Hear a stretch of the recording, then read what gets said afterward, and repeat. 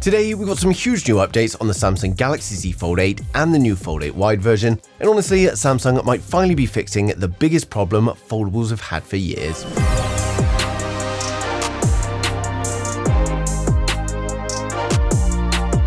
So first up, let's start with the launch and the pricing, because this is where things are getting interesting.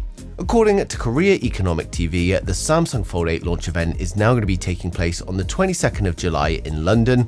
This is slightly later than usual, but still right around the corner now. And when it comes to pricing, leaks are suggesting that Samsung may actually keep the pricing relatively aggressive this year despite all of the hardware upgrades. And that's more important than ever because by the end of this year, Samsung could suddenly be competing directly against Apple's foldable iPhone Ultra and the Pixel 11 Pro Fold as well. And honestly, if Apple really launches a foldable close to that $2,500 mark that everyone keeps talking about, Samsung's pricing could suddenly start looking a lot more reasonable. Now, speaking of variants, we've also had more reports about the new Fold 8 Wide Edition, and according to Leaker Crow over on X, it looks like Samsung may actually sell this model exclusively through the official website. Now that makes sense, the wider version feels a little bit more experimental and enthusiast-focused compared to the standard Fold 8, so limiting availability initially would help Samsung control production and demand a bit more carefully, although I have to say the Fold 8 Wide is probably the version that I'll be going for.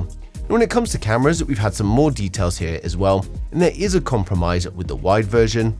The standard Z Fold 8 is still expected to feature a triple camera setup, so that's a 200 megapixel primary, a 50 megapixel ultra wide, and then a 12 megapixel telephoto with 3x optical zoom. But then the Fold 8 Wide is apparently dropping the telephoto lens completely, and instead you'll just get a 200 megapixel primary camera as well as the ultra wide. Now at first that could sound like a little bit of a downgrade, but realistically Samsung probably had to make a choice here. The wider form factor takes up more internal space, and if they're trying to reduce the weight while increasing the battery capacity, something of course has to give. And to be fair, I think most people that are buying the Wide Edition are probably prioritizing productivity and media over zoom photography anyway.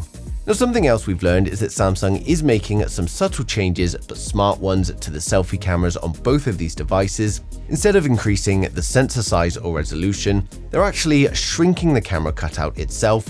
And according to Ice Universe, the diameter is going to drop from 3.7mm down to just 2.5, and this is a surprisingly noticeable reduction when you see side-by-side comparisons. And that's important because foldables are all about maximizing the usable screen space, and every millimeter matters. So between the smaller selfie camera and the wider form factor on this Fold 8 Wide, these displays are going to feel significantly more immersive than the previous generation, but all of that is still overshadowed by the biggest upgrade this year, the foldable display itself. Now, multiple sources are now pointing towards Samsung finally delivering a foldable display with either an almost invisible crease or potentially no visible crease at all. Now, Samsung already showed this technology off at CES. While it wasn't officially branded as the Fold 8, it was very clearly a preview of where they're heading, and the big change this year is reportedly the display structure itself.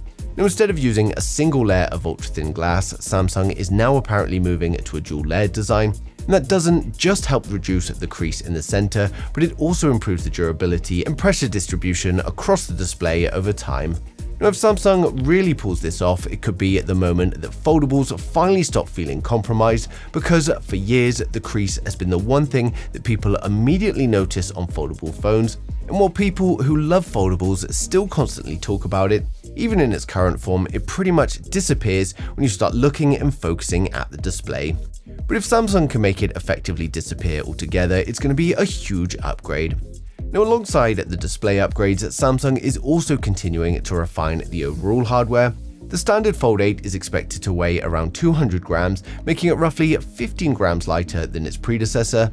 And somehow Samsung is reportedly achieving that while also increasing the battery capacity to 5,000, which is really a huge jump from the 4,400 we had previously.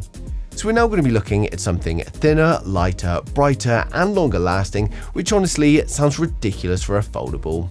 Now, another thing Samsung is apparently focusing heavy on this year is AI, but specifically AI designed around foldables. And according to new reports, Samsung and Google are working closely together on an improved Gemini experience for large screen foldables, and instead of just running the standard AI tools on a bigger display, Samsung reportedly wants Gemini to feel much more integrated into multitasking workflows. So this is going to be things like summarizing content while another app is open, dragging AI-generated information between windows, contextual assistance while multitasking, and generally making better use of that large internal display. And this is exactly where foldables should have the advantage. And a bigger screen means AI becomes much more useful because you can actually work alongside it rather than constantly switching apps. Now finally, when it comes to the designs themselves, thankfully we've already had very detailed leaks from OnLeaks for both the standard Fold 8 and the Fold 8 Wide, and OnLeaks has been consistently accurate for years at this point, so there's very little reason to doubt these renders. Now I've of course used all of that information to create these renders you're seeing here, and the standard Fold 8 looks very familiar overall, and most of the changes are happening internally with the display, weight reduction and battery upgrades, but the Fold 8 Wide is definitely the more eye-catching device. Now that much wider aspect ratio completely changes the feel of the phone, and honestly it looks much closer to using a normal flagship phone when closed rather than the tall narrow shapes that we're used to from foldables.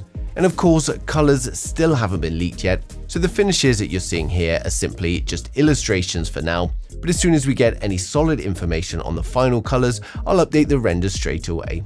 So overall, the Galaxy Z Fold 8 lineup is shaping up to be one of the biggest upgrades that we've seen to foldables in years. Samsung isn't completely reinventing the design here, and instead they're refining the areas that actually matter most. We've got a potentially crease-free display, a lighter design, a bigger battery, improved cameras, and a completely new wider form factor, and these are of course all meaningful upgrades. Now honestly, the Fold 8 Wide might end up being the most interesting foldable that Samsung has ever made, especially for people that always liked the idea of foldables but hated that tall narrow form factor from the previous generations. Now we're not far from launch now, so expect more leaks and confirmations very soon, and of course I'm going to be sharing them as soon as they come in, so make sure you subscribe so you don't miss a thing in the future.